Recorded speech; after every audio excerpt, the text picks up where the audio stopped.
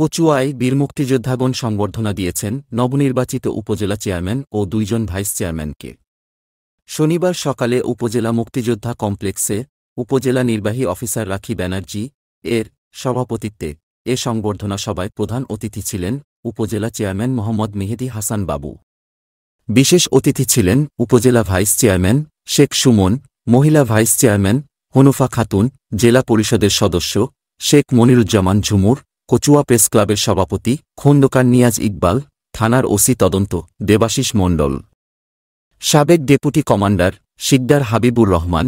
এর সঞ্চালনায় অন্যান্যের মধ্যে বক্তব্য রাখেন বীর মুক্তিযোদ্ধা শেখ আনোয়ার হোসেন, শেখ আলী আকবর, প্রতাপ রায়, মতিয়ার রহমান, লাল নকিব প্রমুখ। আপনারা দেখছেন বাগেরহাট 24 টিভি।